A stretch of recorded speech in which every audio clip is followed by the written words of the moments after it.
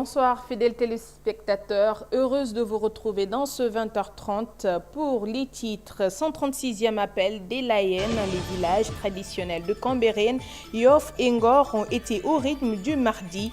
Vêtus de blanc, les fidèles se sont rués vers le mausolée de Seydina Limamou Laye pour ne pas rater l'événement. Après l'arrestation d'une quarantaine de malfaiteurs, la division des investigations criminelles a fait face à la presse ce matin. Le commissaire Ibrahima Diop s'est expliqué sur les conditions de leurs arrestations. Le village de Sahor dans la région de Fatick est maintenant approvisionné en eau potable, un soulagement du côté des populations de la localité qui utilisent l'eau des puits depuis les indépendances. Et voilà pour les titres.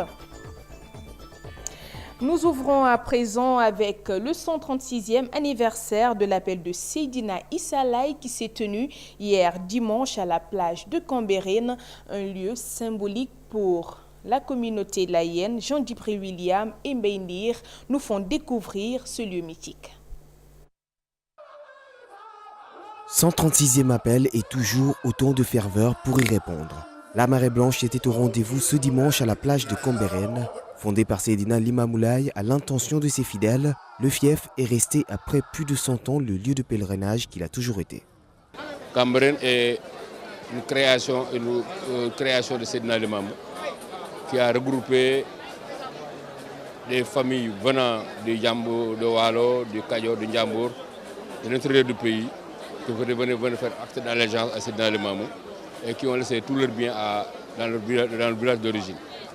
C'est après la peste de 1913-1914 que Cambérène a été installé dans ce site actuellement.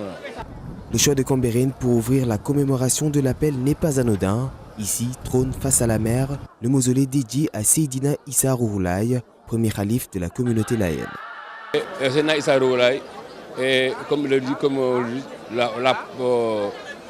la porte d'accès au Sénat à Seydina Limamou Laye.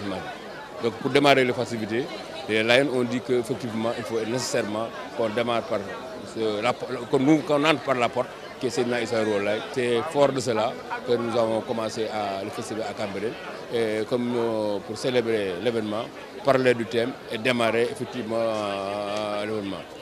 Après l'étape de Cambérène, la ziara se poursuit à la grotte d'Omgor où la lumière de Seydina Limamou aurait séjourné durant plus de 1000 ans. Une commémoration dont le point d'orgue est prévu ce lundi, d'abord à Djamalaye, puis à Yoff qui abrite le mausolée du Mahdi. Il y a de cela 136 ans que Seydina Limamou Laye prononçait la fameuse phrase « Adjibo Dahilahi » à l'endroit des hommes et des djinns, un appel dont l'anniversaire a une nouvelle fois été commémoré ce lundi à la plage de Djamalaye. Des milliers de fidèles ont ainsi convergé vers la localité de Yoff. Baïngala Laye de la commission animation chante pour les adeptes de Baye Laye. Et nous l'écoutons au micro de Djibril William et Mbaye Ndir.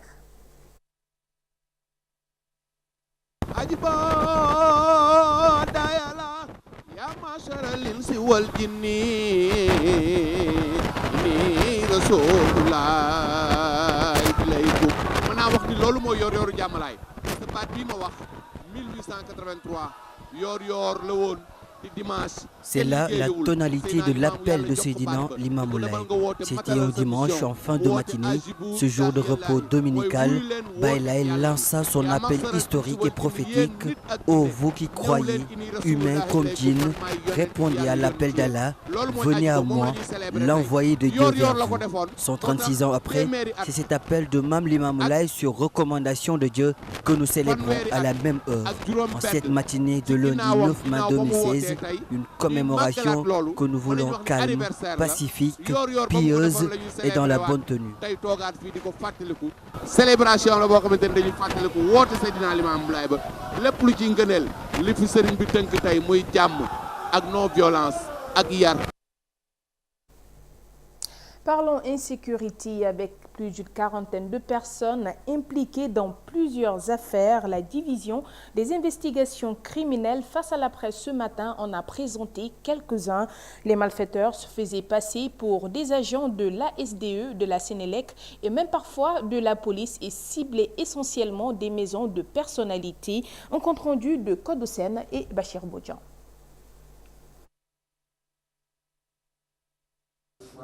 Une torche à décharge électrique, gyrophare, perceuse, le groupe des 11 cambrioleurs disposait de matériel sophistiqué pour hanter le sommeil de leurs victimes des quartiers UP de Dakar. Leur stratégie a été dévoilée ce lundi par les agents de la division des investigations criminelles au cours d'une conférence de presse.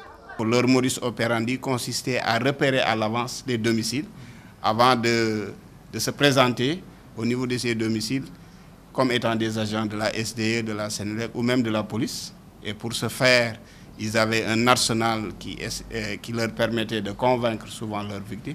Et dès qu'ils parvenaient à accéder à l'intérieur des maisons, ils tenaient en respect les occupants avant de dévaliser souvent les chambres parents.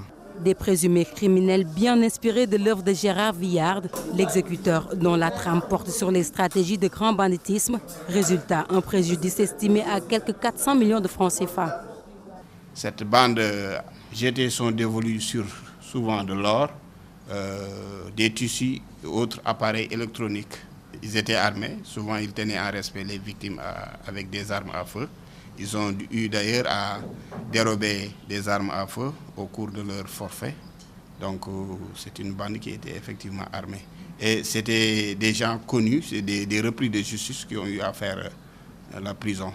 Des personnalités, des agences de location de voitures, on compte une vingtaine de victimes des agissements des cambrioleurs qui dorénavant sont dans les mains de la justice. La DIC tourne la page d'une enquête ouverte depuis le 3 mars dernier.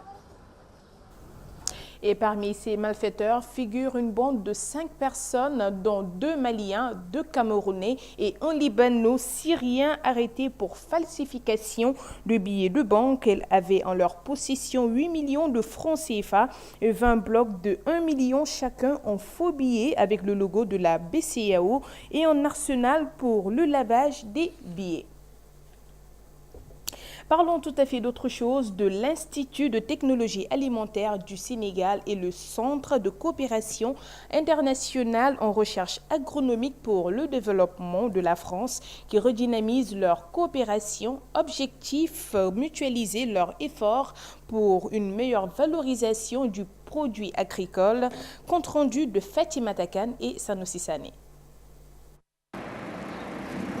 L'Institut de technologie alimentaire ITEA et le Centre de coopération internationale en recherche agronomique pour le développement CIRAD envisagent de joindre leurs forces dans le domaine agroalimentaire en renouvelant ce lundi à Dakar leur accord de coopération. Ceci permettra aux deux entités de donner un nouvel élan à cette coopération. Aujourd'hui, nous mettons sur pied. Plutôt, nous continuons une coopération qui était déjà là, mais qu'il fallait renforcer, qu'il fallait peut-être renouveler parce que les missions ont changé, ont varié à travers le temps. Et nous sommes avec le CIRAD des institutions dont l'activité essentielle, c'est la recherche, développement, axée sur la valorisation des produits agricoles, afin de leur donner une valeur ajoutée et permettre, en leur donnant cette valeur ajoutée, qu'ils soient bien impliqués dans les processus d'industrialisation de notre pays. La collaboration ITEA-CIRAD a permis des stages de mise à niveau, mais également des travaux dans le cadre de doctorat de chercheurs de l'Institut. Il existait une coopération tout à fait significative entre l'ITEA et le CIRAD de fort longue date, mais au gré des projets et compte tenu du plan Sénégal émergent, de sa déclinaison qu'est le PRACAS pour l'agriculture et le développement rural, il était important d'avoir une réflexion sur notre coopération, d'avoir une concertation institutionnelle et puis de relancer cette coopération sur de nouvelles priorités, effectivement avec les enjeux, les objectifs du développement actuel. Et c'est dans cette perspective qu'un atelier de formation de 2 jours va être organisé dans les locaux de l'ITEA, dont l'activité essentielle est la recherche et le développement, axé sur la valorisation des produits agricoles. Dans le domaine de l'agroalimentaire, la recherche coûte cher, a laissé entendre le directeur de l'ITEA. C'est pour cette raison, selon lui, que son institut envisage d'élaborer des projets de compétition plutôt avec le CIRAD à l'échelle mondiale. Je vous propose de l'écouter toujours avec Fatima Takan et Sanoussi Sané. Dans ce genre d'accord, ce qu'on cherche, c'est de mutualiser les différentes orientations. Nous pouvons prétendre, par exemple, avec le CIRAD, d'élaborer des projets compétitifs sur le plan international. Je prends le cas de l'Union européenne. Mais à l'interne, nous-mêmes, nous pouvons compétir en association avec le CIRAD au niveau du Sénégal. Donc, c'est un élément de base extrêmement important pour la recherche, parce que la recherche demande beaucoup de financement. Elle coûte cher, mais c'est parce qu'elle coûte cher qu'il faut y aller et pouvoir avoir des résultats qui puissent nous permettre d'avancer dans le sens du développement. Nous avons fait, par exemple, un projet d'installation d'un laboratoire de chromatographie qui nous permet de faire toutes les analyses imaginables en matière de recherche agroalimentaire ici au Sénégal. Au lieu d'envoyer nos échantillons en Europe, nous allons capter d'autres échantillons venant des autres pays. Et bien, ce laboratoire-là, le coût estimatif, c'est aux alentours de 2 milliards. Je ne parle pas des autres mécanismes qui sont internes à l'ITA, parce que c'est des équipements lourds, c'est des recrutements de personnel. Parlons hydraulique avec plus de 100 millions de francs CFA qui ont été investis pour approvisionner le village de Sahor de Fatick en eau potable, une doléance des populations de cette localité satisfaite par l'Office de forage ruraux. Amadou Sabarba et Bainir nous en disent plus. Sahor chante et danse. Les 2000 habitants de ce village à 14 km de la commune de Loul Sessène à Fatick n'ont pas caché leur joie de voir l'eau potable couler. Monsan Bessan et Bernadette Diop se souviennent des durs moments de corvée d'eau. Aujourd'hui, le point d'eau potable est à portée de main, à 10 mètres de leur maison. Si tu ne te lèves pas à 5 heures du matin, tu ne pourras pas avoir de l'eau de pluie. On se lève vers 2 heures ou 3 heures et marcher 5 km pour chercher ce liquide précieux. Des fois, on revient avec des bassines vides. Oui, on utilisait cette eau avec tous les risques. L'Office des forages ruraux vient d'enlever une épine du pied à la population de Sahor qui faisait 10 km en charrette par jour à la recherche de l'eau salée. Ces gens n'ont pas d'eau depuis 1960 et personne n'avait pensé un seul instant qu'il était possible d'y amener l'eau. Notre choix n'est pas fortuit, c'est de montrer que nous avons les capacités techniques, si les moyens sont à notre disposition, d'amener l'eau dans tous les foyers en rapport direct avec notre vision, un foyer, un point d'eau potable. Sur le prix de cette eau potable, le directeur général de l'Office des forages ruraux s'explique. Oui, les populations ont parlé du prix de l'eau. Elles ont peut-être raison, mais ce qu'il faut dire, c'est que le prix de l'eau dans le monde rural, le prix moyen, 275 francs dans le périmètre fermé, contre 400 francs en centre urbain. Ce qu'il faut également savoir, c'est que si nous voulons rentabiliser les investissements, si nous voulons que tous les autres amont des Sahoriens, des milliers puissent avoir de l'eau potable, il faut que ce service à l'eau potable soit payé. Et ça me permet de rebondir sur le rôle des Azufors. Je pense qu'ils ont fait du bon travail dans le passé, mais qui ont atteint leurs limites objectives. D'ici décembre 2016, l'Office des forages ruraux promet d'approvisionner en eau potable les villages se trouvant à 5 km de part et d'autre de la commune de Loul Sessène. Un reportage signé Amadou Sabarba. Place à présent à l'actualité hors du Sénégal que nous ouvrons avec l'Égypte où le pays a organisé ce lundi les funérailles officielles pour les 8 policiers assassinés par l'État islamique en Somalie. Au moins 5 personnes ont été tuées dans un attentat des Chebab, le tout avec Fat Sissé.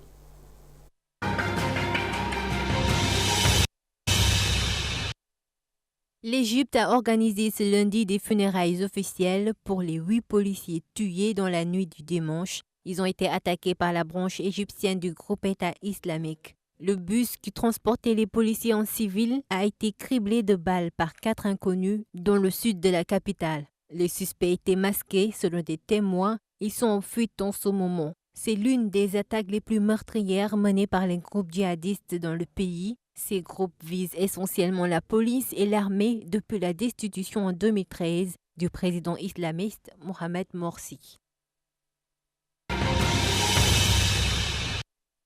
3 policiers et 2 civils ont été tués lundi dans la capitale somalienne Mogadiscio. La cause, une attaque à la voiture piégée menée par les insurgés Chebab contre le quartier général de la police des transports, d'après une source officielle. Les 2 assaillants, le conducteur de la voiture et un homme armé, ont également été tués. Les Chebab combattent le gouvernement central de Somalie. Ils contrôlent toujours de vastes zones rurales d'où ils mènent leurs opérations de guérilla et autres attentats suicides.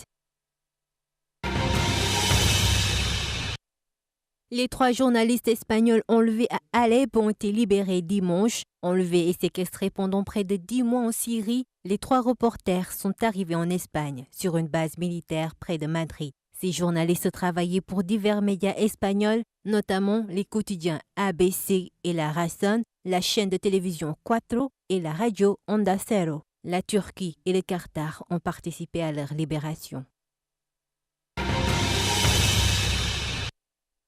En Afghanistan, 2 autobus et un camion-citerne ont fait collision dimanche dans la matinée. L'accident a fait au moins 73 morts. Il s'est produit sur l'axe Kaboul-Kandahar qui traverse les zones dangereuses. La plupart des victimes sont mortes carbonisées dans l'incendie qui s'est déclaré. De nombreux blessés ont été amenés dans les hôpitaux de Kandahar et de la province de Ghazni. Le bilan pourrait encore s'alourdir. Sur l'axe Kaboul-Kandahar, beaucoup de chauffeurs de bus conduisent à très grande vitesse pour éviter tout contact avec les talibans. Et voilà, c'est cette synthèse de l'actualité internationale qui met en terme à cette présente édition. Merci de l'avoir suivi. Les programmes continuent sur Africa 7. Bonsoir à tous.